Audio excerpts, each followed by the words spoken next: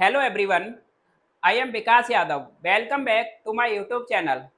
आज हमने एक बड़ा ही प्यारा सा इंफॉर्मेटिव आर्टिकल लिया है जो लिखा है प्लास्टिक वेस्ट, यानी भारत क्या है अभी प्लास्टिक की समस्या से या कचरे की समस्या से जूझ रहा है, उसके ऊपर लिखा है कैसे हमें उन संस्थाओं को रजिस्टर करना चाहिए, कैसे ये प्लास्टिक को दोबारा से रिसाइकिल होता है, उसका सर्टिफिकेट यानी सर्टिफिकेट मिलता है और उनके साथ फ्रॉड भी सर्टिफिकेट दे दिए जाते हैं। तो वही सारी चीज़ें आज के आर्टिकल में बताया है। द हिंदू न्यूज़पेपर का ये सेकंड एडिटोरियल है जो है प्लास्टिक मैस। अब चलो चलते हैं। सबसे पहले मैं आपको बताऊंगा इसमें जो बुकेब यूज हुई है आज के जो आर्टिकल में, जो कुछ महत्वपूर्ण इंपोर्टेंट वर्ड है, पहले उनको हमने क्या है बताया है, उसके बाद अपना आर्टिकल कंटिन्यू करेंगे। तो देखो यहाँ पर ये हमारा आर्टिकल है। तो सबसे पहला जो हमारा वर्ड है कौन सा है, डिस्पोज। अब देखो ये डिस्पोज ऑफ होता है, ये पूरा डिस्पोज ऑफ। डिस्पोज ऑफ का मतलब होता है, ये हमारी क्या है, एक फ्रेजल वर्ब होती है डिस्पोज ऑफ, जिसका मतलब होता है किसी चीज से छुटकारा पाना। To get rid of something, to get rid of यानी समथिंग, किसी चीज से छुटकारा पाना, डिस्पोज्ड ऑफ। लेजिटिमेट है, लेजिटिमेट क्या होता है, जो लीगल है, कानूनी है। पार्ट ऑफ स्पीच है हमारा ये एडजेक्टिव, जो कानूनी होता है, लीगल होता है, या लॉफुल, LEGAL, लीगल लॉफुल, उसको कहते हैं लेजिटिमेट। अगला हमारा वर्ड है अंडरटेक। देखो अंडरटेक करना, किसी चीज को आपने क्या कर लिया, अपने जिम्मे पर ले लिया या उठा लेना, उसको उठाना, अंडरटेक करना। एम्बार्क ऑन, या फिर पार्ट ऑफ स्पीच क्या है, ये वर्ब है, एम्बार्क, एम्बार्क ऑन या टैकल, जिसको हम क्या कहते हैं, एक तरह से बोला जाए तो उठाना, किसी की जिम्मेदारी को उठाते हैं, उसको भी क्या कहते हैं हम, अंडरटेक कर लिया। ओवरहाउल, देखो ओवरहाउल क्या होता है, ओवरहाउल होता है सुधार। अब किसी चीज की मरम्मत करते हो, रिनोवेशन करना, रिपेयर करना, ये सब क्या है, ओवरहाउल के सिनोनियम है, जिसका मतलब होता है सुधार। पार्ट ऑफ स्पीच में क्या है ये, रिपेयर, मरम्मत।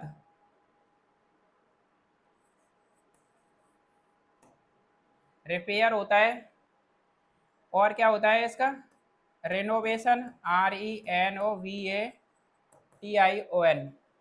Repair, renovation. और देखो एक होता है इम्प्रूवमेंट करना, सुधार, इम्प्रूवमेंट, IMPROVEMENT, ये सब इसके क्या है, सिनोनियम है, जिसको हम क्या कहते हैं, सुधार, ओवरऑल। अगला हमारा वर्ड है, नेक्स्ट वर्ड है मिटिगेट। देखो आपने सुना होगा, मिटिगेट वर्ब होती है जिसका मतलब होता है कम करना। अब किसी चीज को आपने कम कर दिया या दर्द कम कर दिया, वहां पर हम क्या करते हैं, मिटिगेट। इसका सिनोनियम होता है elevate, reduce, alleviate, ALLEVIATE, alleviate होता है एक, रिड्यूस होता है, या फिर लेसन, LESSENING।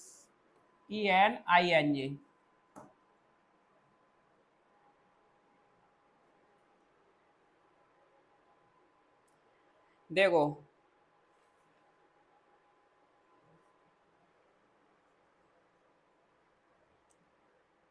अच्छा, ये जो वर्ड है हमारा, देखो फॉल, फॉल शॉर्ट होता है, कहीं पर कोई चीज़ गिरावट आ जाती है, कमी आ जाती है, ये टाइपिंग मिस्टेक है, फॉल शॉर्ट ऑफ, इतना ही है बस, ये टीथिंग इश्यू अलग है। फॉल शॉर्ट ऑफ हमारी होती है फ्रेज, फॉल शॉर्ट ऑफ क्या होती है हमारी, जिसको हम क्या कहते हैं, फॉल शॉर्ट ऑफ होता है एक तरह से, कहीं पर कहीं कमी आ गई, गिरावट आ गई, उसको कहते हैं fall short of. End up, end up का मतलब होता है कोई चीज फाइनली यानी कहाँ पर बनी हुई है वो, ये भी क्या होता है, फ्रेज होती है। किसी पार्टिकुलर प्लेस या सिचुएशन में बना रहना, उसको कहते हैं end up. To finally, F A, F A sorry, finally to finally be in a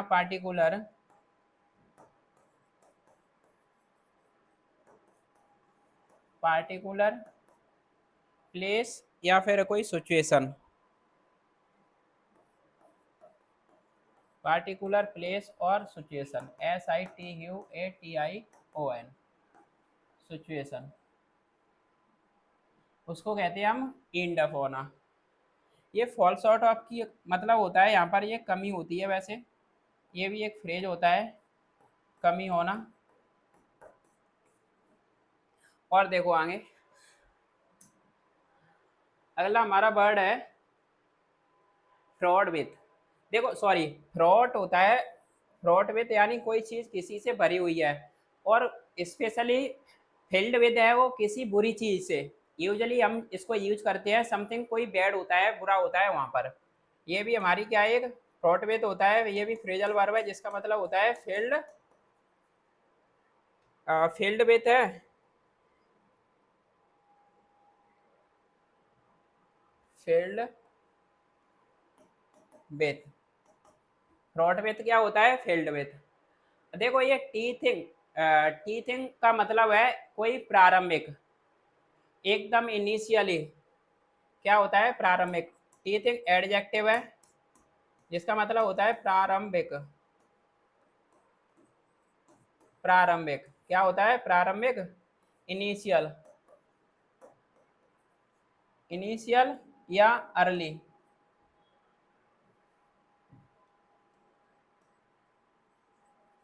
early, initial, early या प्रीलिमिनरी, PREMIN,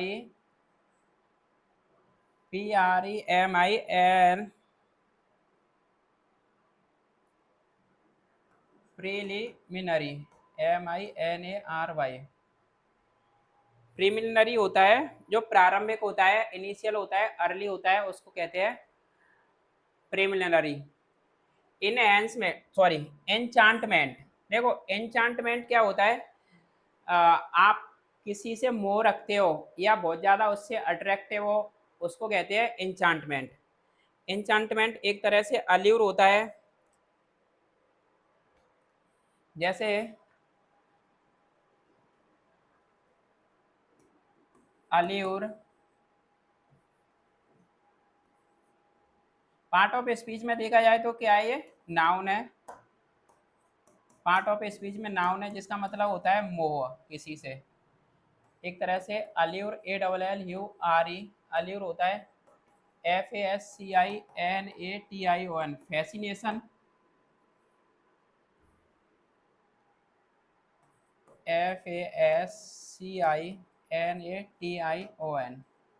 फैसिनेशन होता है, अल्यूर होता है। ये सब क्या है, इसके सिनोनियम होते हैं। और देखो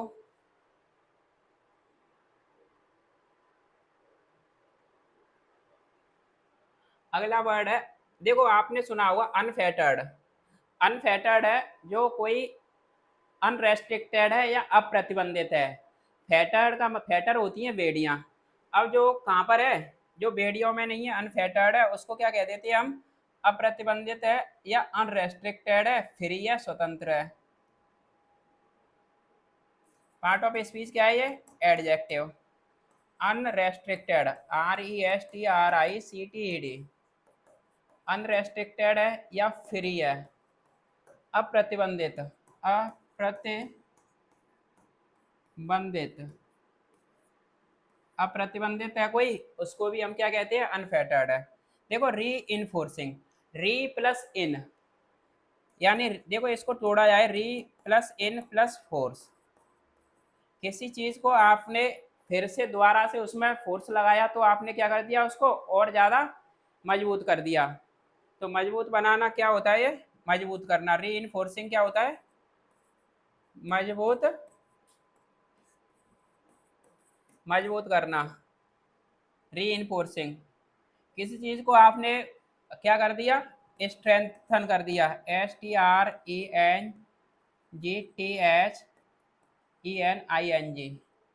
या आपने देखा होगा फोर्ट होता है, फोर्ट को आप और ज़्यादा मजबूत करते हो तो किलाबंदी कर देते हो, फोर्टिफाई, FORTIFYING, फोर्टिफाइंग होता है, स्ट्रेंथनिंग होता है, फोर्टिफाई होता है। और बॉल स्टरिंग, किसी को बॉल स्टर देखो सहारा देना, बॉल स्टरिंग ये एडजेक्टिव है, तो आपने उसको सहारा दे के और ज़्यादा क्या कर दिया, मजबूत बना दिया। ऐसे ही अंडरमाइनिंग, देखो अंडरमाइनिंग हमारा, ये दोनों ही वर्ड एडजेक्टिव हैं, क्योंकि जब भी वर्ब की फर्स्ट फॉर्म यानी B1 में क्या लग जाता है, ING, तो वो क्या बन जाती है, एडजेक्टिव या फिर नाउन का काम करता है। तो यहाँ पर ये क्या है, अंडरमाइनिंग क्या होता है, कमजोर, कमजोर करना, अंडरमाइनिंग, वीकनिंग,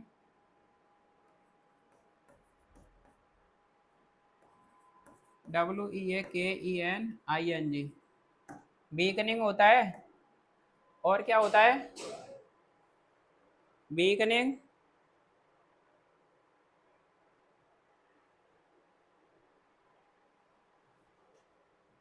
देखो आपने एक वर्ड सुना होगा, इरोड, EROD, इरोड होता है नष्ट करना या फिर किसी को खत्म करना, कमजोर करना। तो वहां से ये इरोडिंग बना है, जिसका मतलब होता है अंडरमाइनिंग, अंडरमाइन कर दिया, कमजोर बनाना, ठीक है। ये आज के जो आर्टिकल में जो वर्ड यूज हुए थे वो वर्ड है। इसके बाद अब देखो आर्टिकल को कंटिन्यू करते हैं। प्लास्टिक मैस, अब देखो यहाँ पर प्लास्टिक मैस, मैस का मतलब होता है कंफ्यूजन या प्रॉब्लम, FUSI, या फिर प्रॉब्लम, CONFUSION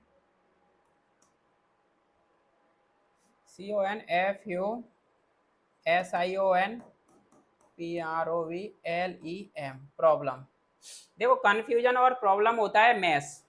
अब यहाँ पर एक मैस आपने देखा होगा, जो हॉस्टल वगैरह होते हैं वहाँ पर खाना खाने के लिए जाते हैं, तो वो मैस अलग होता है, ये वो मीनिंग वहाँ पर ये मैस है, इसका मतलब है कंफ्यूजन से या फिर प्रॉब्लम से, मीनिंग दोनों का सेम ही होता है। अब यहाँ पर ये क्या कह रहा है, प्लास्टिक मैस, एक प्लास्टिक का जो झमेला या फिर प्लास्टिक को लेकर जो कंफ्यूजन है या समस्या है, और कहाँ पर है वो, on India's best problem, India की जो बेस्ट की जो समस्या है, इंडिया के जो कचरे की जो समस्या है, तो उस पर ये लिखा गया है। इसका टाइटल पैराग्राफ देखते हैं और ज़्यादा पता चलेगा।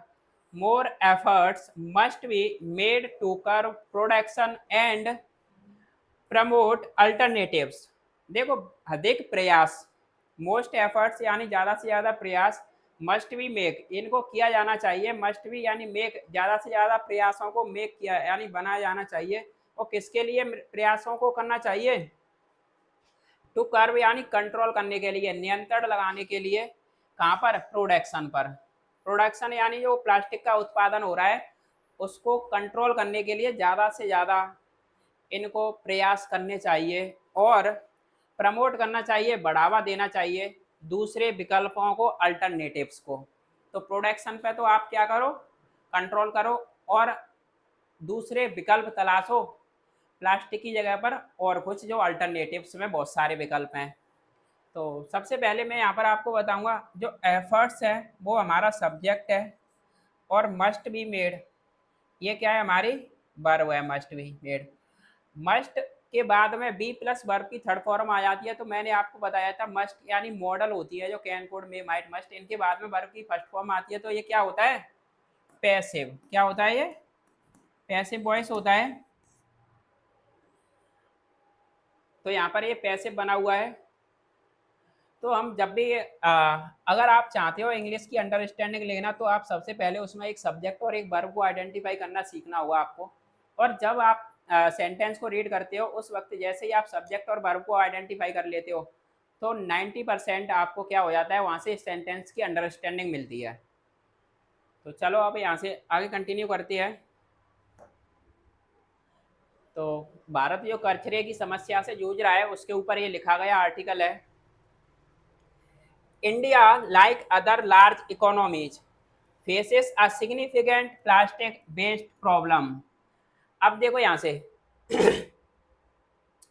जो इंडिया है और किसकी तरह, दूसरे बड़ी अर्थव्यवस्थाओं की तरह ये सामना करता है, फेस करता है एक सिग्निफिकेंट बड़ी महत्वपूर्ण जो प्लास्टिक के कचरे की जो समस्या है, प्लास्टिक वेस्ट प्रॉब्लम यानी प्लास्टिक की जो समस्या है उसको ये फेस करता है और दूसरे बड़े अर्थव्यवस्थाओं की तरह।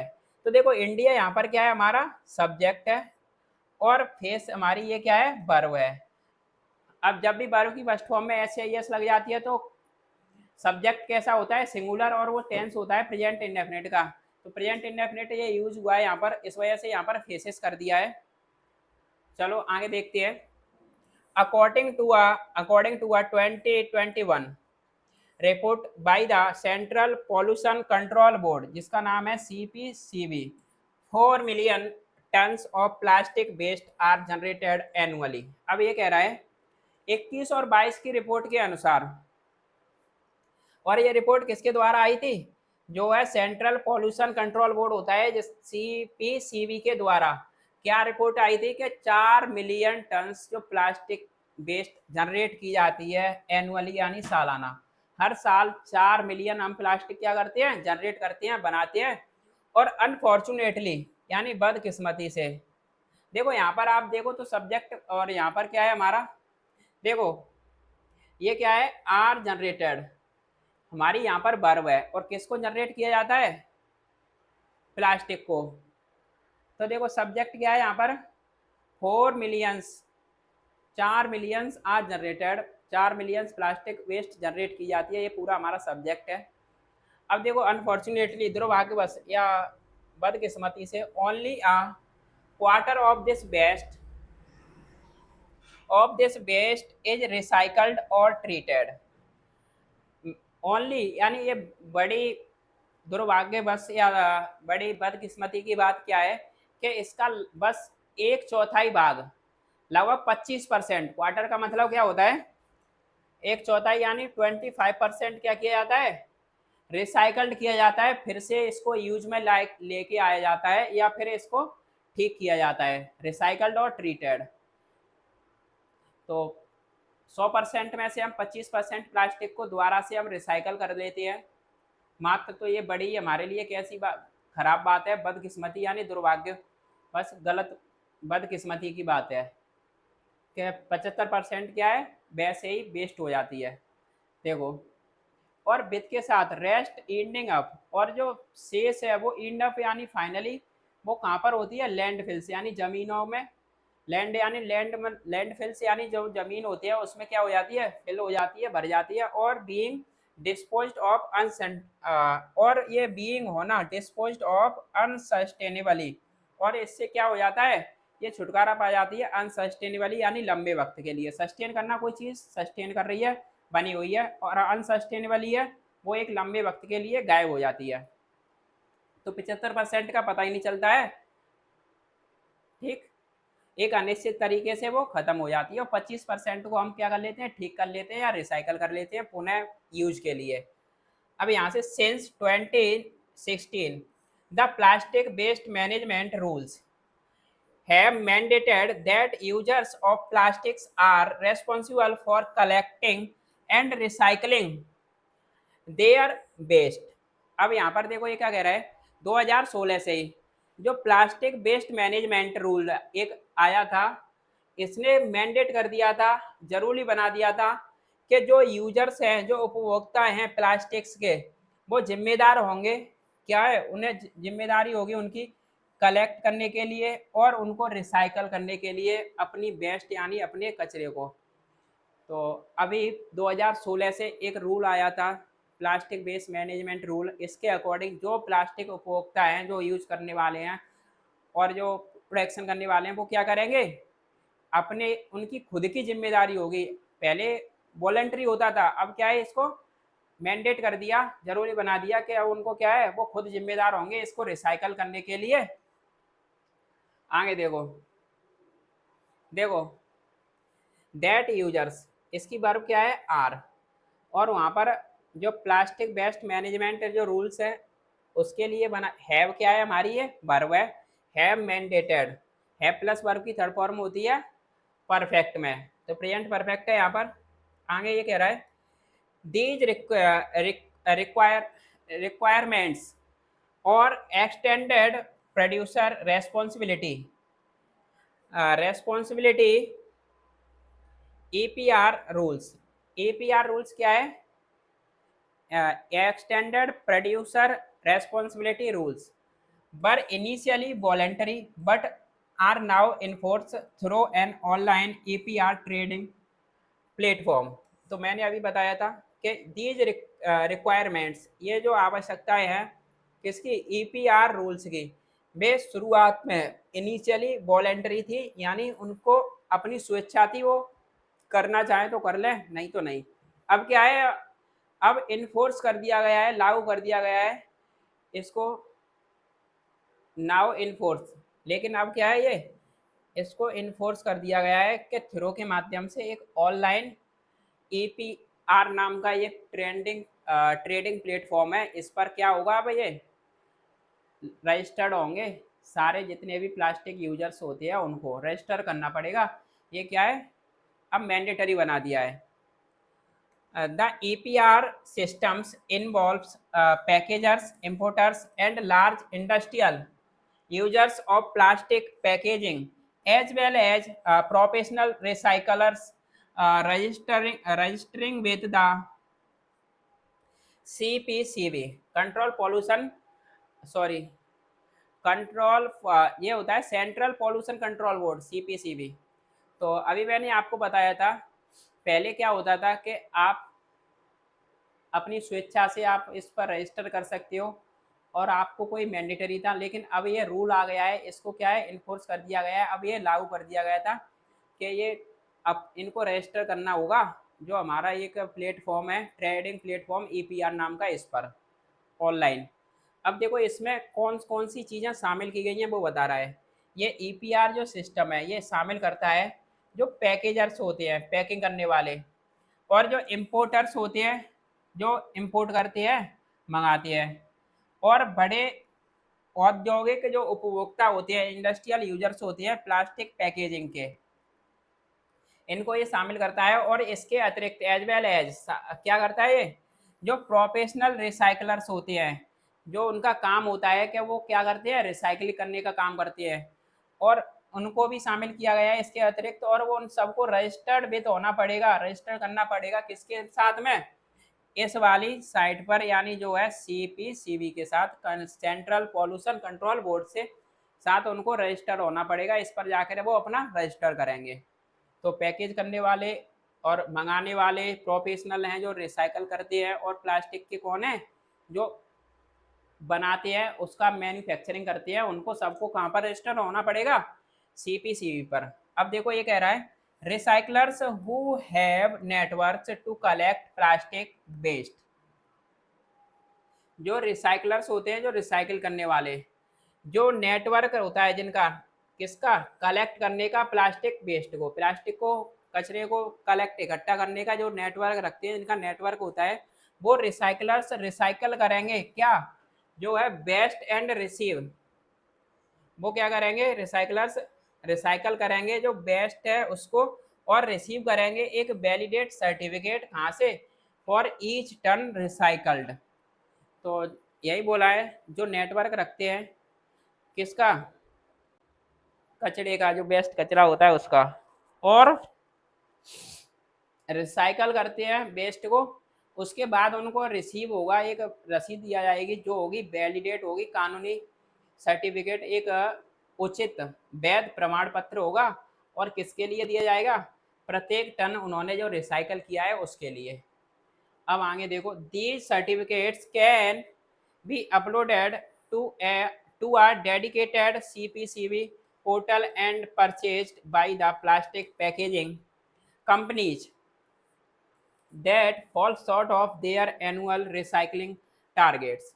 अब आगे ये क्या कह रहा है कि ये जो प्रमाण पत्र जो इनको दिए जाएंगे, जो रिसाइकलर्स होते हैं प्रत्येक टन के लिए, अब ये सर्टिफिकेट्स कैन बी अपलोडेड, इनको अपलोड किया जा सकता है, कहाँ पर, कहाँ पर अपलोड किया जाएगा, एक जो डेडिकेटेड जो वेबसाइट होगी, जो सीपीवीसी की द्वारा वेब पोर्टल होगा, उस पर इनको अपलोड कर दिया जाएगा। और फिर ये क्या करेंगे, यहाँ से इनको परचेज किया जा सकता है, किसके द्वारा, कौन इनको खरीदेगा, जो प्लास्टिक पैकेजिंग करने वाले लोग होते हैं और वो कंपनियां इसको खरीद लेंगी सर्टिफिकेट को।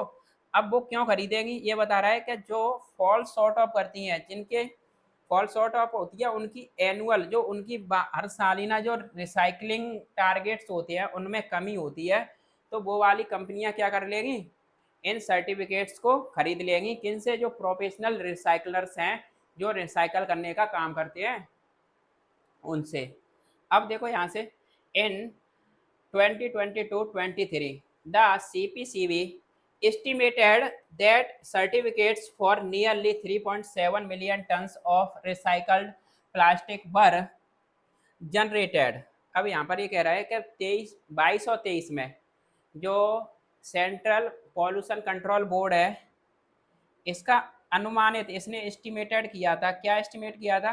कि जो सर्टिफिकेट्स हैं, जो प्रमाण पत्र हैं 3.7 मिलियन के टन्स के लगभग रिसाइकल्ड प्लास्टिक के, वो कैसे थे?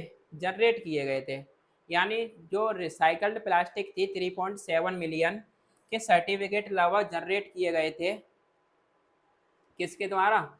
ये अनुमान लगाया गया था CPCB की जो सेंट्रल पॉल्यूशन कंट्रोल बोर्ड के द्वारा 22-23 में। हालांकि हाउएवर इट वाज डिस्कवर्ड, बाद में क्या हालांकि इट वाज डिस्कवर्ड इसको खोजा गया था कि that not all of the certificates were legitimate. क्या पता लगाया गया था बाद में कि नहीं है, जो है दीज ऑल ऑफ दीज, यानी इनमें से जो सभी जो प्रमाण पत्र हैं वो कैसे नहीं है? लेजिटिमेट नहीं है। तो बाद में ये भी पता चला था कि जो सर्टिफिकेट दिए गए हैं वो कैसे हैं? गैर कानूनी यानी अवैध भी है। और ये there were approximately 6 lakh fraudulent certificates, यानी 3.7 मिलियन टन्स जो रिसाइकल्ड प्लास्टिक को वहाँ से क्या किया गया था, सर्टिफिकेट जनरेट हुए थे, उसमें से बाद में ये पता लगाया गया था लगभग 6 लाख फर्जी सर्टिफिकेट 6 लाख फर्जी सर्टिफिकेट निकले थे। तो देखो यहाँ पर ये क्या हो रहा था कि जो रिसाइकल होते हैं वो क्या करते हैं, प्लास्टिक को, कचरे को दोबारा से रिसाइकल करते हैं, तो उनको सर्टिफिकेट दिया जाता है इसके द्वारा, ये हमारा जो है CPCB जो बोर्ड है उसके द्वारा। तो ये क्या करते हैं, जो कंपनियां प्लास्टिक निर्माता जो कंपनियां होती हैं वो अपनी एनुअल यानी जो रिपोर्ट आती है उसमें वो क्या है, प्रॉपर रिसाइकल नहीं हो पाती है, कमी होती है, तो वो ये सर्टिफिकेट को खरीद लेती हैं।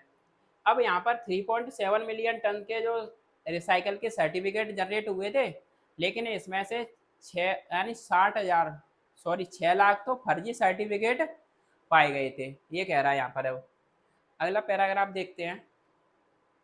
देखो, एडिशनली, इसके अतिरिक्त जो hackers reportedly install several thousand certificates last year and sold them to companies. इसके अतिरिक्त जो हैकर्स होते हैं उन्होंने कथित तौर पर रिपोर्टेडली ऐसा बताया था कि उन्होंने चुराए हैं हजारों सर्टिफिकेट्स, सेवरल थाउजेंड सर्टिफिकेट पिछले साल, और उनको सोल्ड देम बेच दिया है कंपनियों को। तो हैकर्स ने ये बताया था कि हमने हजारों सर्टिफिकेट चुराए थे और कंपनियों को इनको बेच दिया था। एक क्रिमिनल इन्वेस्टिगेशन इज ऑनगोइंग, यानी जो क्रिमिनल इन्वेस्टिगेशन है, जो आपराधिक एक जो जांच है वो अभी क्या है, ऑनगोइंग है, चल रही है। और इट रिमेन्स अनक्लियर, और ये बना हुआ है अस्पष्ट बना हुआ है, अभी कैसा है, रिमेन्स अनक्लियर बना हुआ है। क्या अनक्लियर बना हुआ है? कि how much of claimed 3.7 million ton was genuinely recycled. क्या बना हुआ है कि जो दावा किया जा रहा है, हाउ मच कितना जो है क्लेम किया गया है 3.7 मिलियन टन, उसमें से कितना जेन्युइनली रिसाइकल्ड किया गया है, अभी क्या है, इस पर जांच चल रही है। तो देखो, how much was genuinely recycled, यानी कितना वास्तविक रूप से रिसाइकल किया गया है, और कितने में से 3.7 मिलियन टन्स का जो दावा करता है या दावा ठोकता है उसमें से। तो ये चीज़ क्या है, अभी भी अस्पष्ट बनी हुई है। अब देखो, यहाँ पर इट है, इसकी बर्ब है रिमेन्स, ठीक, और ऊपर जो हैकर्स थी इसकी बर्ब थी ये स्टॉल, और यहाँ पर क्रिमिनल इन्वेस्टिगेशन इसकी बर्ब है ये इज ऑनगोइंग, पूरी बर्ब है यहाँ पर। और हाउ मच जो है वॉज रिसाइकल्ड। आगे देखते हैं। In response the CPCB has taken to significant action. यानी इस संदर्भ में जो सीपीसीबी है यानी सेंट्रल पॉल्यूशन कंट्रोल बोर्ड है वो ले चुका है दो महत्वपूर्ण एक्शन यानी कार्रवाई। हैज टेकन यानी ये ले चुका है सिग्निफिकेंट एक्शन। फर्स्ट क्या है इसमें से कि it commissioned an audit of nearly 800 firm representing almost a fourth of the 23,000 registered recyclers who had traded certificates। पहला क्या था, इसमें से दो एक्शन लिए हैं जो सीपीसीबी ने। इसने कमीशन किया है, क्या कमीशन किया है कि ये क्या करे, ऑडिट करा, ऑडिट एक ऑडिट को जो है ऑडिट किसकी हुई थी, 800 फर्म की ऑडिट की गई थी जो रिप्रेजेंट करती है, जो इसने रिप्रेजेंट किया था लगभग एक चौथाई 2300 का, यानी जो 2300 का 1/4 यानी 2300 में से एक चौथाई इसने रिप्रेजेंट किया था। और रजिस्टर्ड हैं जो किस रिसाइकलर्स, उन्होंने जिन्होंने ट्रेड किया था सर्टिफिकेट्स को, हु हैड ट्रेड सर्टिफिकेट। तो देखो यहाँ पर ये हु आया है रिसाइकलर्स के लिए और ये हु रिलेटिव प्रोनाउन है जिसकी बार है हैड। जो रिसाइकलर्स ने ट्रेड किया था सर्टिफिकेटों को बेचा था वो क्या है, वो लगभग एक चौथाई क्या करते हैं वहां पर रिप्रेजेंट करती है। तो 800 फर्म का ऑडिट किया गया था 2300 में से। अब सेकंड दूसरा क्या है, second it undertook a comprehensive overhaul of the security feature on the EPR trading platform, although this has delayed the process of filing returns for 23-24 by several months। अब देखो यहाँ से दूसरा, इसने अंडरटुक कर लिया था, एम्बार्क टैकल कर लिया था या उठा लिया है एक क्या कॉम्प्रिहेंसिव होता है, बड़ी डिटेल रिनोवेशन ओवरहाउल सुधार या रिनोवेशन ऑफ का जो है सिक्योरिटी। यानी तो इसने क्या किया था सेकंड दूसरी बार में कि एक बड़ा ही व्यापक जो सुधार था कॉम्प्रिहेंसिव जो रिपेयर थी ऑफ की सिक्योरिटी यानी सुरक्षा के फीचर की। और कहाँ पर थी ये सुरक्षा के फीचर, जो ईपीआर नाम का जो ट्रेडिंग प्लेटफॉर्म है इस पर। तो ईपीआर नाम के ये ट्रेडिंग प्लेटफॉर्म पे जो सुरक्षा के जो फीचर्स थे उसमें सुधार का एक बड़ा ही व्यापक या डिटेल क्या है इसने जिम्मेदारी उठाई है या टैकल किया है इसको। इट की बार है अंडरटुक, अंडरटेक का मैंने बताया था एम्बार्क करना किसी चीज़ को या टैकल करना किसी का जिम्मेदारी उठाना। ओवरऑल सुधार होता है कॉम्प्रिहेंसिव बड़ा ही डिटेल में। आगे चलते हैं। हालांकि यह पहले से ही डिले कर चुका है, देरी कर चुका है किसमें, प्रोसेस में, जो प्रक्रिया थी फिल करने की भरे जाने की रिटर्न्स को। तो रिटर्न्स भरे जाने की प्रक्रिया में ये पहले ही देरी कर चुका है 23 और 24 के कई महीनों के। तो कई महीनों के 23-24 के जो रिटर्न भरने की जो प्रक्रिया थी उसमें ये पहले से ही देरी कर चुका है। और the CPCB has described these problems.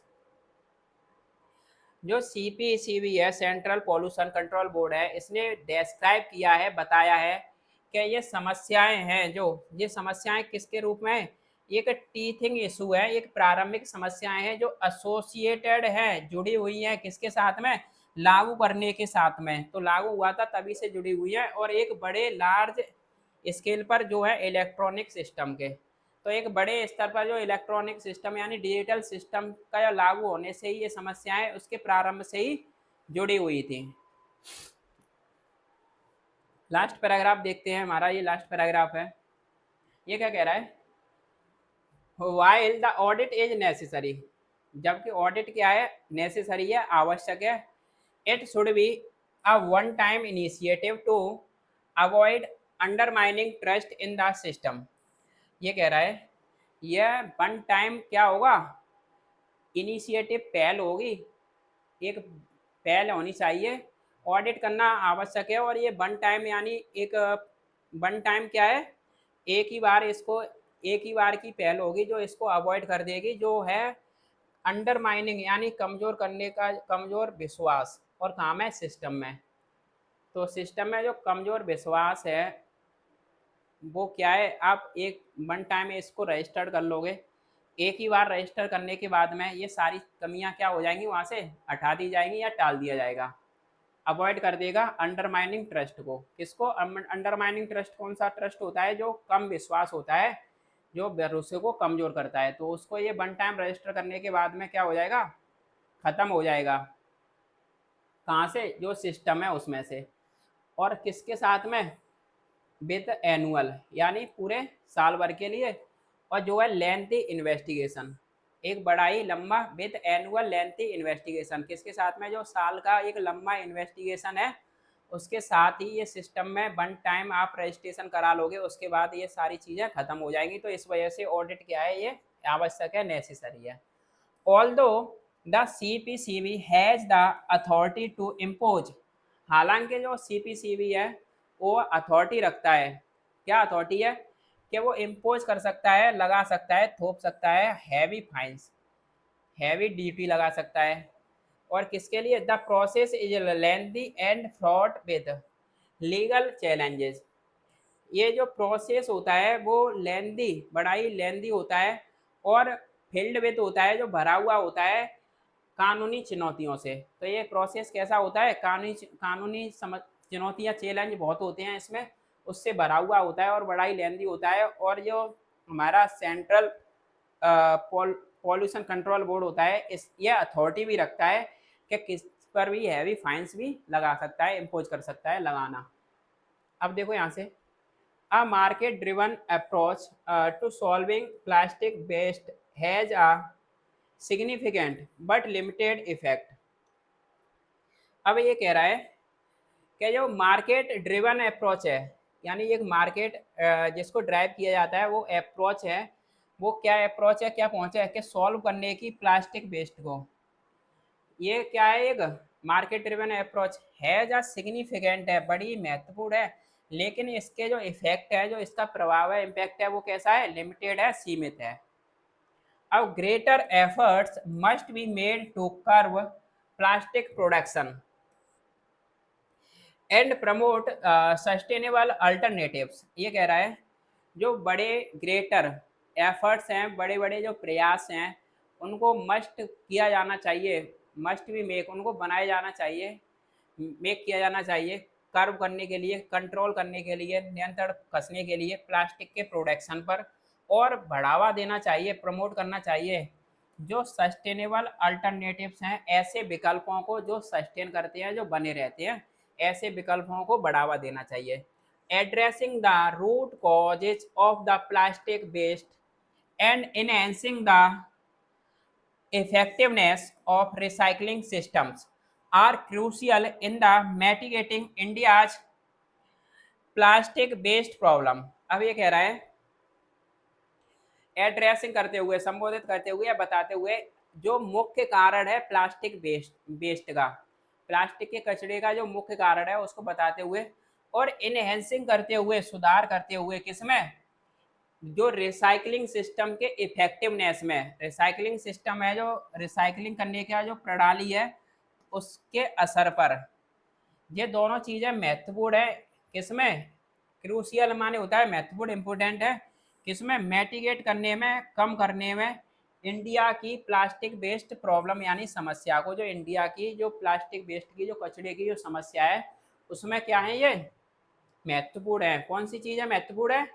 कि एक तो वो जो रूट कॉज है प्लास्टिक वेस्ट का, उसको बताएं, और दूसरा जो रिसाइकलिंग करने का जो सिस्टम है, उसको थोड़ा सा और इफेक्टिवनेस लेके आए, उसमें और ज़्यादा उसको असरदार बनाएं। ये दोनों चीज़ें क्या कर देंगी? उस समस्या को, इंडिया के जो वेस्ट प्रॉब्लम की, जो प्लास्टिक वेस्ट की जो समस्या है, उसको कम कर देगी। तो आज का सेशन हम यहीं पर रैप अप करते हैं। मुझे उम्मीद है आपकी समझ में आया होगा।